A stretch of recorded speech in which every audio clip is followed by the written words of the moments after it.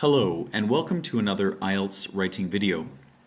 Today we're going to run through a quick test that will challenge your lexical resources, and we're going to be looking at a letter that I have written in response to a general task 1 question that was seen in India in April of 2012.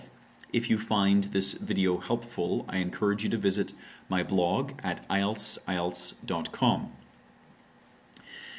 So, as with some of the other videos that I have been producing recently, you will have a choice between two different wordings in the letter, and I'll give you a few seconds to choose your answer before providing you with the correct answer.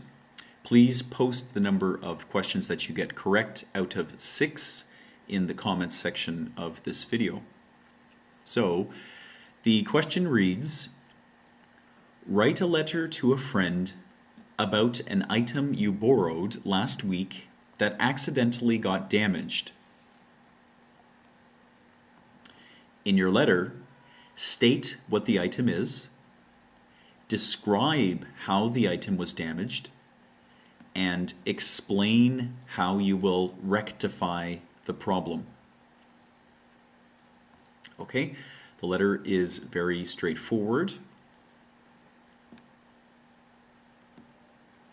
Now, let's read the response, and as we go along, you can choose the answers to these 6 wording questions.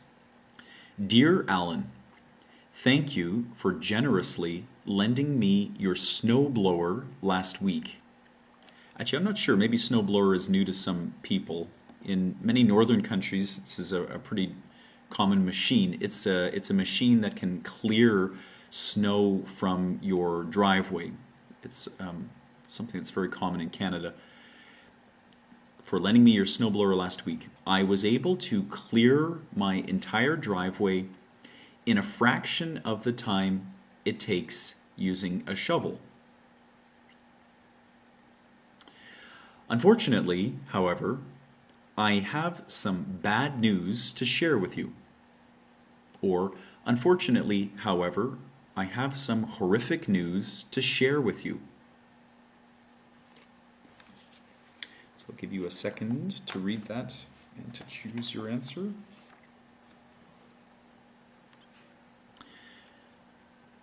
Okay, so now here the correct word would be bad. Both words are grammatically correct, but this is not a situation we would describe as horrific. Just having an item damaged. I mean, of course, that's an unfortunate situation, but horrific is too strong for this portion of the letter. So, bad would be the correct answer there.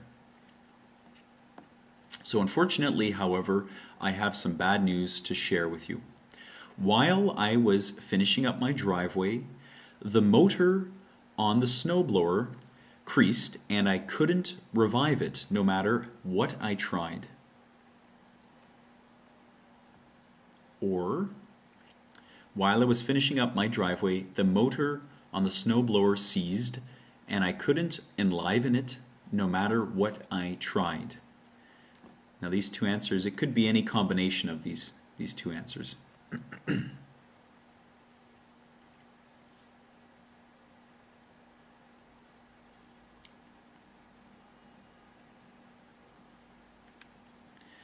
Okay, now the first, the correct answer would be seized. Creased is a word that means to fold. So here this would not be correct. Seize is a word that we can use to describe a motor. Often it's used to describe a motor that has jammed or become stuck and will not move. So snowblower seized, and I couldn't revive it or enliven it no matter what I tried. So because the motor has died in a way, that means we have to bring it to life again, which would make the word revive the correct answer here. Enliven would not be correct. Enliven means to give more life to, or to make maybe a situation happier. So of course this would not be correct here. And I couldn't revive it no matter what I tried. Upon closer inspection, I noticed that a bit of gravel seems to have worked its way into the exhaust fan, which I believe caused the engine to overheat and die. Or, when I inspected closer, I noticed that a bit of gravel seems to have worked its way into the exhale fan, which I believe caused the engine to overheat and die.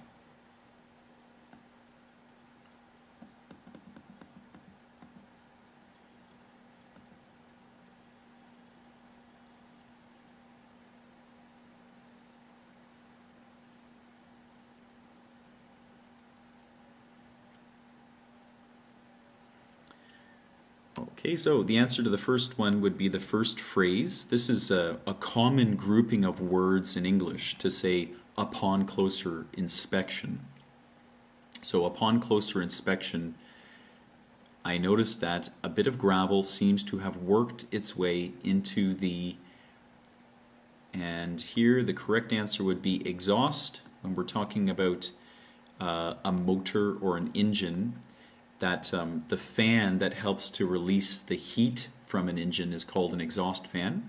It's not called an exhale fan. Exhale is a word that refers to respiration. So when you're breathing, you breathe in, that's inhale, and when you breathe out, that's exhale. So for an engine, this would not be an applicable word, which I believe caused the engine to overheat and die.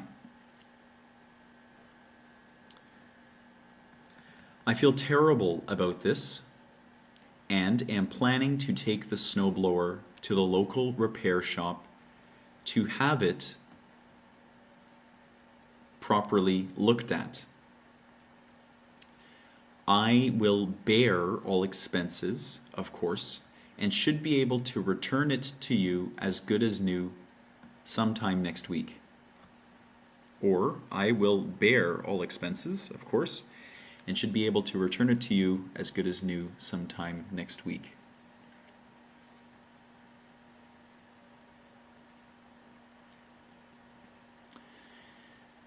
And the answer here would be the second bear. The first bear means to uncover or to reveal something, or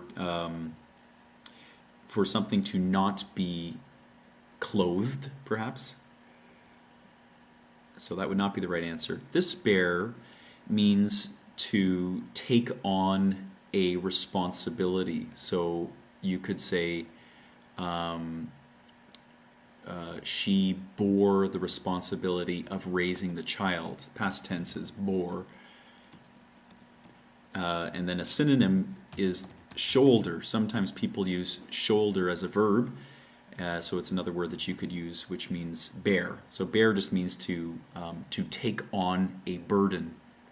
So I will bear all expenses, of course, and should be able to return it to you as good as new sometime next week.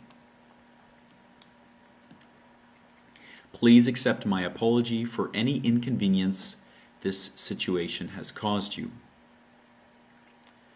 Regards, Ryan. Okay, so that was a very short video, but I hope it helped test your lexical resources and perhaps even taught you a few new terms. So kindly share the score that you were able to achieve out of 6, and I look forward to speaking to you in another video. Have a nice day.